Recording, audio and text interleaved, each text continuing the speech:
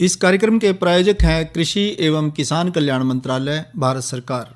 हर जोखिम से निकल कर फसल आए, सुरक्षित हो जाए। फसल बीमा से हर किसान अब आत्मनिर्भर हो जाए। संकट के समय प्रधानमंत्री फसल बीमा योजना किसानों के लिए वरदान है। अब सूखा पड़े या बाढ़ आ जाए, कोई डर नहीं। अब ओले पड़े या कीट पतंगे फसल खा जाए, कोई फिक्र नहीं, क्योंकि हमने लिया है प्रधानमंत्री फसल बीमा। बुआई से फसल कटाई तक हर जोखिम का दावा, न्यूनतम प्रीमियम पर अधिकतम भुगतान का वादा। योजना से हर साल जुड़ रहे हैं 5 करोड़ से ज्यादा किसान। अब आपकी है बारी। नजदीकी कृषि कार्यालय, सहकारी समिति, बैंक शाखा, अधिकृत बीमा कंपनी या जन सेवा केंद्र में स्वेच्छा से करा सकते हैं पंजीकरण। फसल बीमा पोर्टल या फसल बीमा ऐप द्वारा भी कराया जा सकता है पंजीकरण। प्रधानमंत्री फसल बीमा योजना, आपकी फसलों का संपूर्ण सुरक्षा कवच। कृषि एवं किसान कल्याण मंत्रालय, भारत सरकार। किसान वाणी कार्यक्रम सुनने वाले सब बाण भाइयों ने धर्मवीर भाई की राम राम। भाइयों, आज के किसान वाणी कार्यक्रम में हम जो बातचीत लेकर के आपकी सेवा में हाजिर हुए हैं वो है भूमि की उर्वरा शक्ति को बढ़ाने में हरी खादों का महत्व। तो वहीं हम चर्चा ये भी रखेंगे कि अनाज का सुरक्षित भंडारण किस तरीके से किया जाए। आज दिन मंगलवार है और मंगलवार के दिन फ़ोन इन कार्यक्रम हम करते हैं। तो इस कड़ी में आज हमने आमंत्रित किया है डॉक्टर विनोद कुमार जी को, जो कि उपमंडल कृषि अधिकारी हैं कृषि विभाग हरियाणा में। उनको आमंत्रित किया है। हमारे जो विशेषज्ञ हैं उनसे आप स्टूडियो में सीधा फ़ोन करके और अपनी समस्याओं का समाधान मौके पे पा सकते हो। फ़ोन करने के लिए हम आपको नंबर दे दें। 01744 कुरुक्षेत्र का STD कोड है और कुरुक्षेत्र का जो फ़ोन नंबर जो है स्टूडियो का वो है 221 322। फ़ोन नंबर दोबारा दोहरा दें, 221 322। और जो कुरुक्षेत्र से बाहर के भाई जो फ़ोन करेंगे उनके लिए ये ज़रूरी है कि वो फ़ोन नंबर से पहले 01744 ज़रूर लगा लें। तो अब कार्यक्रम में हम देर नहीं करते, डॉक्टर साहब से बातचीत करेंगे गिरधारी भाई और कार्यक्रम की करते हैं शुरुआत। किसानवाणी कार्यक्रम के सभी सुनाने गिरधारी की राम राम। साथी मंगलवार और कार्यक्रम फोन इन है और इस दिन आपने पता है कि एक विषय हम लेके आते हैं और उस विषय से संबंधित जो भी समस्याएं हैं उनका समाधान हम सीधे ही फोन के माध्यम से अपने विशेषज्ञ के द्वारा आपका करवाते हैं। आज का जो हमारा विषय इस कड़ी में है वो है भूमि की उर्वरा शक्ति बढ़ाने के लिए हरी खाद का महत्व, और साथ में जो विषय रहेगा वो रहेगा अनाज का सुरक्षित भंडारण। विशेषज्ञ रहेंगे डॉक्टर विनोद कुमार, जो उपमंडल कृषि अधिकारी हैं चीका कैथल के अंदर। फोन रहेगा 221 322, जो साथी कुरुक्षेत्र से बाहर के हैं या मोबाइल से फ़ोन करेंगे उनके लिए STD कोड लगाना आवश्यक होगा। STD कोड रहेगा 01744, यानी हमारा आज का फ़ोन नंबर 01744 221 322। डॉक्टर साहब, आपका स्टूडियो में स्वागत है। बहुत बहुत धन्यवाद गिरधारी भाई। डॉक्टर साहब, एक बड़ा ज्वलंत मुद्दा है कि दिन प्रतिदिन जो भूमि की उपजाऊ शक्तियाँ कम होती जा रही है, उसके लिए हम चाहे खाद का प्रयोग कर रहे हैं, लेकिन ज़्यादातर हम रासायनिक खादों का प्रयोग करते हैं हरी खाद के बजाय। तो ऐसे में हम आपसे पूछना चाहेंगे कि हरी खाद का कितना महत्व है भूमि की उर्वरा शक्ति बढ़ाने के अंदर। गिरधर भाई, आपने बहुत ही ज्वलंत मुद्दा आज आपने उठाया है और इस मुद्दे से आज कृषि विभाग तो के साथ साथ कृषि वैज्ञानिक भी आज इस बारे में चिंतित हैं कि जो हमारी भूमि की उर्वरा शक्ति है जी वो लगातार गिरती जा रही है जी।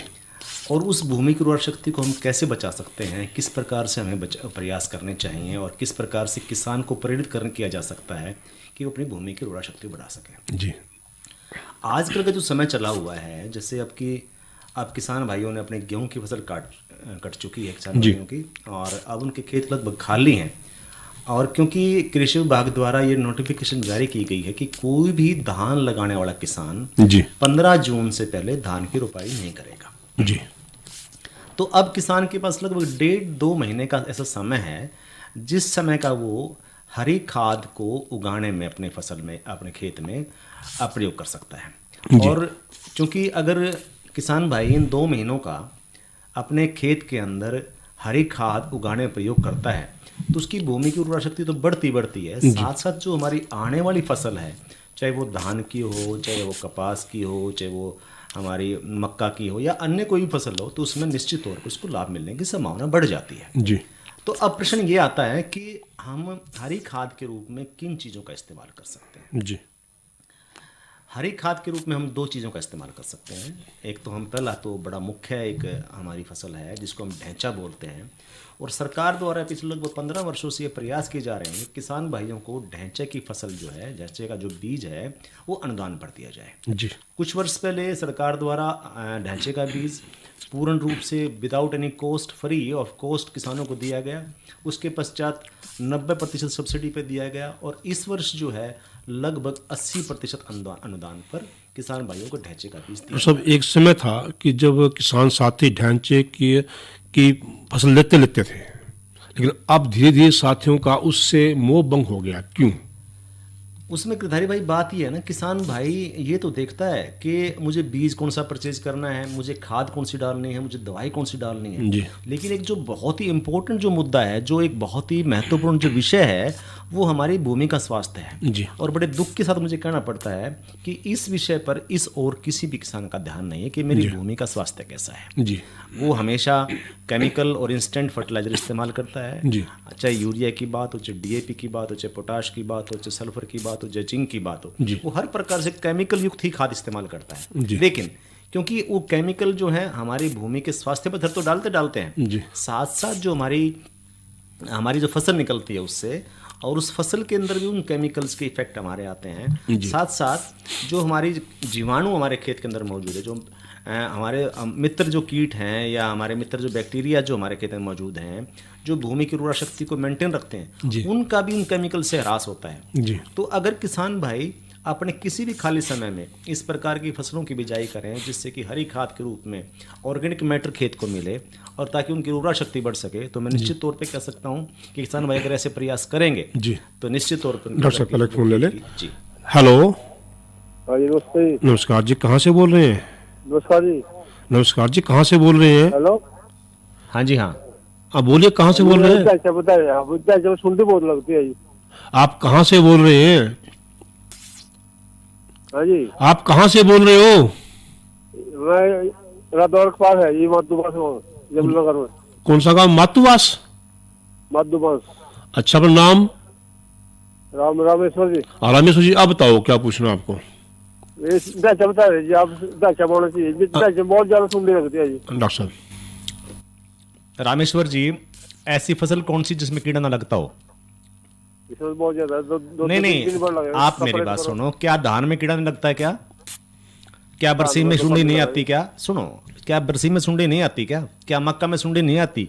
क्या गन्ने में सुंडी नहीं आती? क्या इसमें बहुत ज्यादा सब में आती है सुंडी, सब में आती है। कीड़ा हर किसी फसल में अटैक करता है और उसकी आप रोकथाम करते हो। तो ढैंचा भी एक बड़ी सामान्य फसल है, उसमें भी आप अगर कोई सामान्य कीटनाशक डालते हो तो उस कीटनाशक से आपकी वो सुंडी कंट्रोल हो जाएगी। लेकिन आपका एक सुनो, आप एक मेरी बात सुनो, अब जब आप धान में बिना सुंडी आए दवाई डाल सकते हो तो ढैंचे का कसूर क्या है? आप धान के अंदर जीरे लगाने के फौरन बाद कैल्डान डाल देते हो, फौरन बाद क्लोरोपाइरिफॉस डाल देते हो आप बिना सुंडी आए, और ढैंचे में सुंडी आने के बाद दवाई डालते हो आप। ये कारण क्यों? तो इसलिए मेरा निवेदन आप लोगों से यह है, ढैंचे की फसल जो बोने से, जो आपको उस फसल के बोने से लाभ होने वाला ना, उस लाभ की आप एक बार जानकारी लो। क्या लाभ होने वाला है आपको?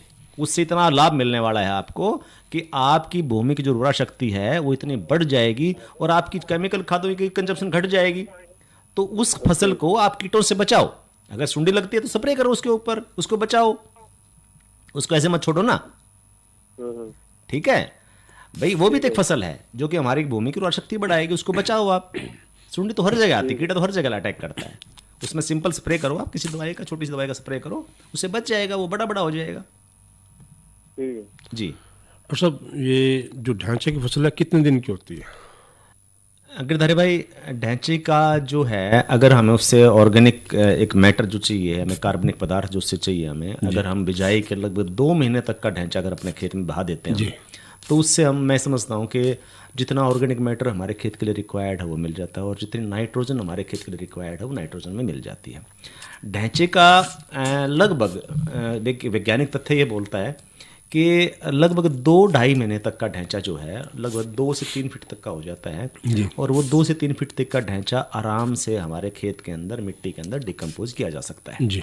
उससे बड़ा अगर ढांचा हम करते हैं तो उसका जो तना है वो जो उसके रेशे हैं वो थोड़े स्ट्रॉन्ग हार्ड हो जाते हैं, और उसको गलने की प्रक्रिया में थोड़ा समय लग सकता है। जी। तो हम वैज्ञानिक तौर पर और कृषि अधिकारी के तौर पर मैं आप सभी किसान भाइयों को ये सलाह देना चाहूँगा कि वो लगभग 2 से 2.5 महीने तक का ढांचा ही जो है अपने खेत में बहा दें।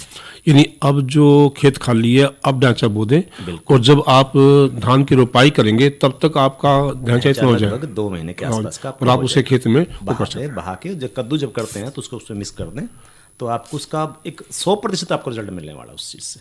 जी। साथ साथ अब जैसे कि ढांचे के बारे में मैंने आपको बताया कि ढांचा जो है सरकार द्वारा, कृषि विभाग द्वारा अब इस वर्ष 80% अनुदान पे दिया जा रहा है जी। और उसका तरीका बड़ा साधारण सा अपनाया सरकार द्वारा। कोई भी किसान भाई अपने कृषि अधिकारी से मिले, अपने आइडेंटिफिकेशन कराए, अपना उससे उसको परिचय पत्र अपना दिखाए, आधार कार्ड हो चाहे कोई राशन कार्ड हो, कुछ भी दिखाए, उसमें अपनी आइडेंटिफिकेशन दिखाए अधिकारी से, और जो भी सेल सेंटर हमारे सरकारी सेल सेंटर हैं, सरकारी काउंटर्स हैं, वहाँ से जाकर 80% अनुदान पे वो बीज लेके आ सकता है। और साथ साथ सरकार ने कुछ नॉर्म्स भी फिक्स किए हैं इस चीज़ के लिए।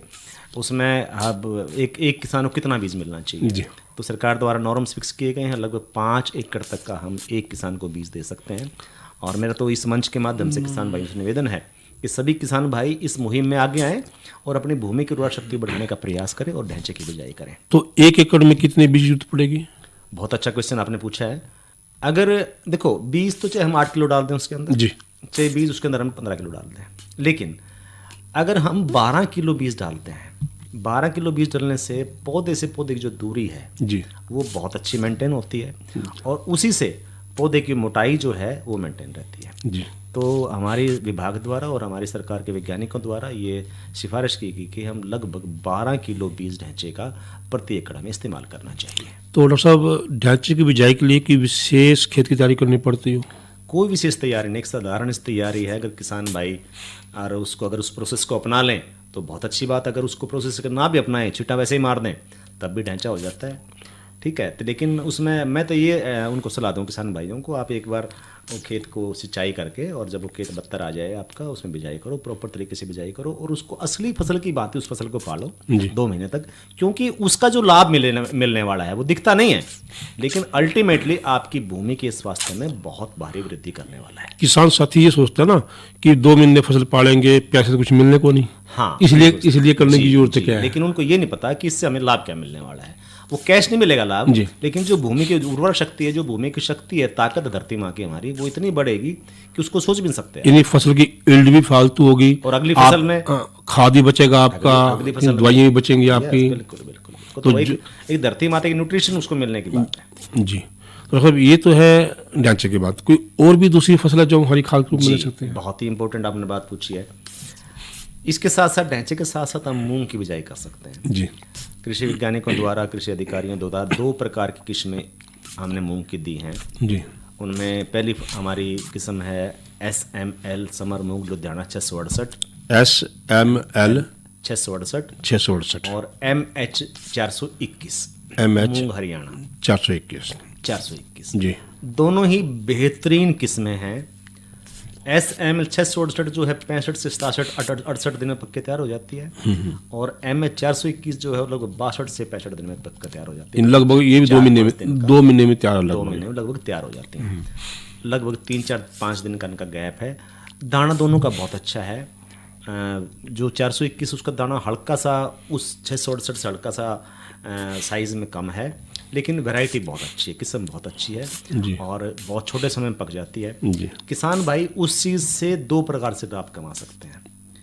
अगर उसको अच्छी तरह उसका पोषण करें, अच्छी तरह उसकी बिजाई करें, अच्छी तरह उसको संभाल के रखें, तो लगभग 4-5 क्विंटल प्रति एकड़ तक किसान भाई उससे पैदावार भी प्राप्त कर सकते हैं जी। साथ साथ उसके पश्चात जो जड़ें होती हैं मूंग की, उन जड़ों में छोटे छोटे नोड्यूल्स होते हैं, छोटे छोटे नोड्स होते हैं, गांठें होती हैं। वो गांठें जो हैं हमारे वातावरण से जो नाइट्रोजन मिलती है, जी जो बैक्टीरियाज वातावरण से नाइट्रोजन फिक्स करते हैं, लेते हैं, जी वो गांठों में वो बैक्टीरिया होते हैं और वो जितने भी हमारे नाइट्रोजन वातावरण में है उसको खींच के ज़मीन में मिक्स करते हैं। जी तो वो दोहरा लाभ देती है। जी। और उसके बाद जब आपकी फलियाँ पक जाएं, जब आपकी फसल पक जाए, फसल काट के और जो अवशेष बचते हैं फसल का, अगर उसको ही बहा दिया जाए तो वो भी आपको उतनी ही ताकत देगा, उतना ही ऑर्गेनिक मैटर आपके खेत को देगा जितना आपका ढांचा देगा। अगर किसान भाई ये भी चाहें कि हमें तो फसल लेनी नहीं है या किसी कारणवश उनका फसल पे फली नहीं आ पाती है, लेट हो जाती है, कच्ची फसल को भी अगर हम बहा दें खेत के अंदर तो वो भी उतना निश्चित तौर पर उतना ही फायदा आपको देने वाली है जितना फायदा आपको ढांचे की फसल देने। जी। तो उसके लिए मैं किसान भाइयों से निवेदन करूंगा कि आप लगभग 10 किलो प्रति एकड़ के हिसाब से मूंग का बीज इस्तेमाल करें और कुछ उसमें डालने की आवश्यकता नहीं होती। अगर फिर भी किसान भाई डालना चाहें तो सर वैज्ञानिक सिफारिश ये बोलती है कि लगभग आप उसके अंदर 35 किलो DAP पर एकड़ डालें, तो उससे आपकी फसल की जो संतुलित जो एक आहार चाहिए वो मिल जाता है और संभावना बढ़ जाती है कि किसान भाई उससे पैदावारी प्राप्त कर सकते हैं। जी। तो डॉक्टर साहब, यानी आप इससे मूंग से फसल भी लेंगे, दाल भी लेंगे और आप जो है हरी खाद भी लेंगे। बिल्कुल जी, बिल्कुल। और इतना समय आपके पास है कि आप दाल लेने के पश्चात जो है उसमें अगली फसल ले सकते हैं, धान की फसल ले सकते हैं। गिरधारी भाई, क्योंकि अब चलो 1 मई का समय लगा हुआ, आप 1 मई पूरा मई पड़ा है हमारे पास और 15 जून तक का समय हमारे पास है, तो लगभग 45 दिन तो हमारे पास ये बचे हुए हैं। और ऐसा नहीं है कि सभी किसान भाई 15 जून से शुरू कर देंगे। बिल्कुल ठीक है, कई लोगों की 15 अप्रैल को खाली हो गए थे खेत, तो वो लोग उन लोग बिजाई कर चुके हैं और अब जो लोग हैं जो अब बिजाई करेंगे, भाई चलो फली आपकी 60 दिन में प्राप्त होगी आप, लेकिन उसका अगर आप हरी खाद के रूप में उसका इस्तेमाल करना चाहते हैं तो आप उसको बीच में बहा सकते हैं। और उसके बाद बहुत साथी तो बासमती लेंगे, वो तो लेट लेंगे। जिला क्षेत्र की जहाँ तक बात करूँ तो 20 से 25% हमारी बासमती है हमारे क्षेत्र के अंदर। और साथ साथ हमारा क्षेत्र अब क्योंकि कुरुक्षेत्र जिला में मैंने काफ़ी वर्ष काम किया है, किसान भाई हमारे 15 जुलाई तक जाते हैं ट्रांसप्लांटिंग के लिए, क्योंकि अब एकदम से जो पानी का स्ट्रेस पड़ता है और अब किसान भाई समझ चुके हैं कि वर्षा के ऊपर निर्भर भी हमारी फसल है। अगर वर्षा उस समय हो जाती है तो वर्षा होने से तो जो ग्राउंड वाटर उस पर स्ट्रेस कम पड़ता है और साथ साथ एक इकट्ठा बहुत सारा पानी किसान भाइयों को मिलता है।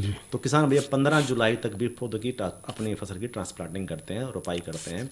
तो उस समय के लिए अगर 15 जुलाई करते हैं तो एक बड़ा सटीक सा एक बिल्कुल समय आपका पूरा मई है, पूरा जून है और आधा जुलाई भी आपके पास है। तो अब क्या मूंग के बीज भी आप विभाग द्वारा दे देते हो?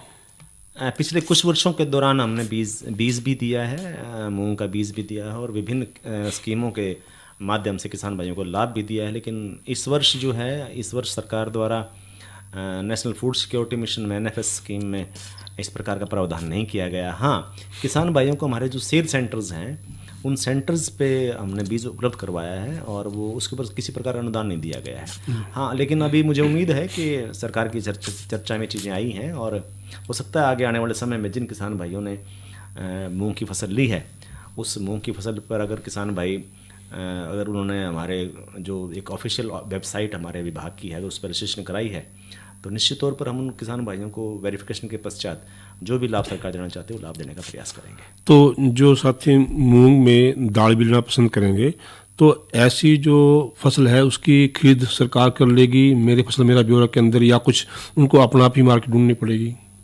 उसके विषय में मैं इस कार्यक्रम में निश्चित तौर पर कुछ नहीं कह पाऊंगा मैं, क्योंकि वो एक अलग मुद्दा है और क्योंकि हमारा एक जो मंच है ये टेक्निकल मंच है, तकनीकी मंच है, तो मैं इस विषय में क्योंकि सरकार की पॉलिसी मैटर्स हैं और इस विषय में कुछ नहीं करना। अब तक ऐसी कोई पॉलिसी नहीं आई है? हाँ, अभी तक मेरी जानकारी में ऐसी कोई पॉलिसी नहीं जी।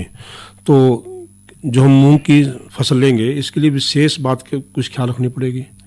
पानी कितना, खाद पानी कितनी? की तो आवश्यकता गिरधारी भाई उसमें लगभग नहीं है जी। जो किस्में हमारी हैं अगर किसान भाई लगाना चाहें तो एक पानी से काम चल सकता है। और क्योंकि पिछले 20 वर्षों का ट्रेंड मैं देखता हुआ आया हूँ कि 15 जून के आसपास एक प्री मानसून शावर आती है, मानसून से पहले की वर्षा होती है और वो वर्षा तेज़ भी हो सकती है, वो मध्यम भी हो सकती है और कम भी हो सकती है।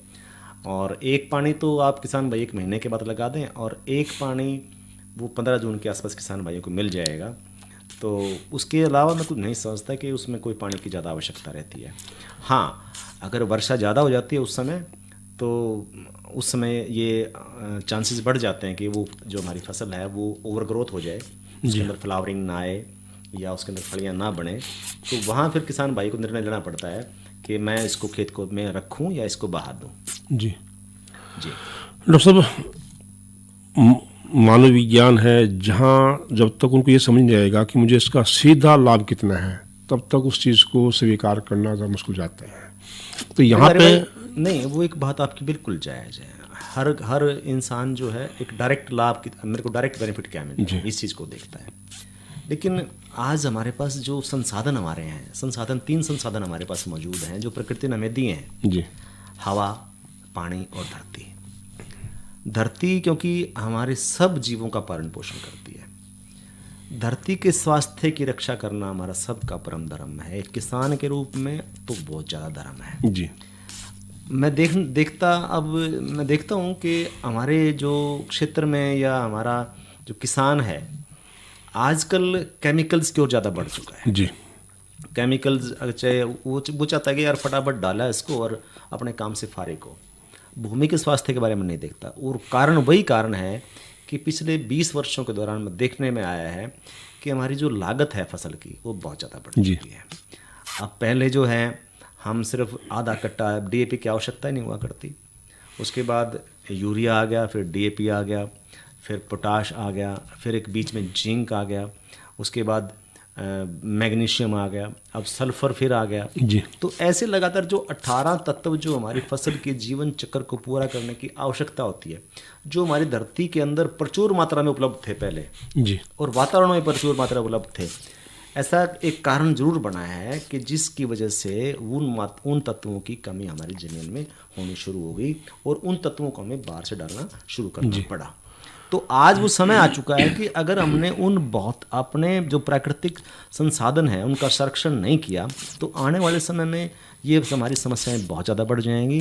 और क्योंकि जो जितने भी केमिकल फर्टिलाइजर हैं गिरधारी भाई, अब आपने देखा है कि DAP का रेट बहुत ज़्यादा बढ़ चुका है, क्योंकि सारा जो इसका रॉ मटेरियल है वो सारा बाहर से इंपोर्ट करना पड़ता है सरकार को बहुत भारी विदेशी मुद्रा का इस पर व्यय करना पड़ता है, और इसकी जो लागत है वो बहुत ज़्यादा है और सरकार को बहुत ज़्यादा पैसा सब्सिडी में देना पड़ता है।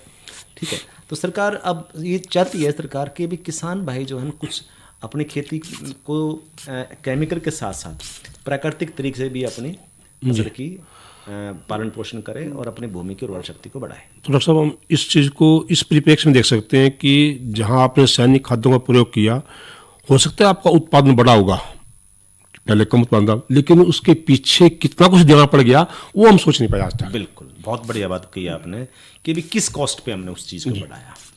हमने ये नहीं देखा कि हमारी जो धरती माँ है उसका स्वास्थ्य कहाँ जा रहा है। हमने उसको मतलब कि वो सोने की मुर्गी मान लिया, सोने के अंडे देने वाली मुर्गी मान लिया कि भी आज ही सारे अंडे निकाल लो, कल देखी जाएगी। और आज देखो, अब हमने माननीय प्रधानमंत्री महोदय के द्वारा जो एक स्कीम चलाई गई थी कि सोइल हेल्थ कार्ड स्कीम, मुझे बड़े हर्ष के साथ मैं कह सकता हूँ कि जितने भी हमारा हरियाणा है, हरियाणा भर के अंदर लगभग हर किसान के खेत की मिट्टी की जांच विभाग द्वारा की जा चुकी है। 2015 में स्कीम आई थी और लगभग 6 वर्ष स्कीम को चालू हो चुके हैं और 2 चक्र पूरे किए जा चुके हैं और हर किसान को इसमें कवर किया जा चुका है। उन जो मिट्टी जांच के जो नमूनों के जो रिपोर्ट्स आई हैं, उन रिपोर्ट्स में ये स्पष्ट तौर पर ये बता दिया गया है कि आपकी भूमि का जो ऑर्गेनिक मैटर है वो बहुत कम हो चुका है। ऑर्गेनिक मैटर वो है, जैविक कार्बन वो चीज़ है कि ऐसा एक माध्यम, ऐसा एक चीज़ जिसके अंदर हमारे प्राकृतिक जैविक जीव, छोटे छोटे जो जीव हैं वो पल सकते हैं, जिनको वो अपनी कॉलोनीज़ को बढ़ा सकते हैं। तो वो जैविक कार्बन जो है जिसकी मात्रा हमारी ज़मीन के लिए लगभग 1% की आवश्यकता होती है, यानी कि मान लो 1 रुपये की आवश्यकता है, लेकिन हमारे पास सिर्फ 20 या 30 पैसे ही बाकी है। और वो जैविक कार्बन घटना जो है वो बहुत भारी समस्या पैदा कर सकता है। तो डॉक्टर साहब, ये मान लें कि अगर हम इसी तरह से चलते गए, रासायनिक खाद का प्रयोग करते गए, हरी खाद से दूर होते गए, तो आने वाले समय हम अपने बच्चों को बंजर भूमि देके जाएंगे। बिल्कुल गिरधारी भाई, ये बहुत एक सोचने का विषय है। और हम सब चाहे हम कृषि वैज्ञानिक हैं, चाहे कृषि अधिकारी हैं, चाहे हम किसान हैं, हम सब कंधे से कंधा मिलाकर इस विषय को चर्चा में लाना पड़ेगा कि भूमि की जो उर्वरा शक्ति लगातार गिरती जा रही है और उसको बढ़ाने के लिए हम किस प्रकार से समन्वित प्रयास कर सकते हैं। और जब तक वो समन्वित प्रयास नहीं किए जा करेंगे हम, तो हम उसमें सफलता नहीं प्राप्त कर पाएंगे। और मैं तो इस मंच के माध्यम से सभी कृषि वैज्ञानिकों को, सभी कृषि अधिकारियों को और सभी किसान भाइयों से आह्वान करना चाहूँगा कि इस विषय को हम सामूहिक रूप से उठाएं और इस विषय पर कार्य करें ताकि हमारी भूमि की उर्वरा शक्ति बढ़ाई जा सके। और सब चलते एक विषय है और जो बताएगा वो बात करेंगे कि जो सुरक्षित अनाज भंडारण में किन किन बातों का ख्याल रखना है। हाँ, बहुत अच्छा विषय है आज का। और ये विषय देखो, अब किसान ने अपनी फसल को लगभग 5 महीने तक पालन पोषण किया है और पालन पोषण करने के पश्चात बहुत अच्छी इस वर्ष पैदावार भी हुई है और एक सोना हमारी धरती ने इस वर्ष किसान भाइयों को दिया है। तो अब बहुत सारे किसान भाइयों को खाने के लिए अनाज भी रखना है, पशुओं के लिए भी रखना है, और किसी किसान भाइयों को व्यापारी को भी रखना है, और किसी किसान भाई को किसी और पर्पज़ के लिए रखना है जी। तो उसका भंडारण किस प्रकार से किया जा सकता है। तो इसमें सबसे महत्वपूर्ण जो बात है कि कितनी नमी पे हमें अनाज को सुरक्षित रखा जा सकता है जी। ये सबसे इम्पोर्टेंट है जी। तो मैं किसान भाइयों को इस मंच के माध्यम से कहना चाहूँगा कि अपनी फसल को पूर्ण से सुखा के जी। एक वो आसान देसी सा तरीका है कि अपना जैसे फसल दाना उठाया, दाने को अपने जाड़ के नीचे रखा, दांत के नीचे रखा, अगर वो कड़क की वजह से टूटता है तो इसका मतलब ये है कि उसके अंदर भंडारण लायक नमी है, नमी ज़्यादा नहीं है, तो वो उस स्टेज के ऊपर अपने अनाज का भंडारण कर सकता है जी। दूसरी बात, अब भंडारण कई प्रकार से किया जा सकता है, चाहे वो बोरियों में हो, चाहे कोठों में हो, चाहे टंकियों में जी। तो जितने भी प्रकार के आपकी ये हैं, चाहे बोरी है, चाहे आपका कोठा है, मकान है, चाहे आपकी टंकियाँ हैं, इन सभी चीज़ों को आप भली बात अच्छी प्रकार से, चाहे केमिकल से हो, चाहे दवाई से हो, चाहे धूप में रखो, चाहे धो के रखो, हर प्रकार से प्रॉपर सफाई आपको करनी चाहिए जी। जिस जहाँ तक बोरियों की जहाँ तक बात है तो मेलाथियान नामक दवाई आती है, मेलाथियान का 0.5% सोल्यूशन लेके अगर उस सोल्यूशन के अंदर बोरियों को डुबो दिया जाए तो जितने भी हमारे स्टोर ग्रेन पेस्ट हैं वो सारे खत्म हो जाते हैं और उन बोरियों को सुखा के हम दोबारा इस्तेमाल कर सकते हैं।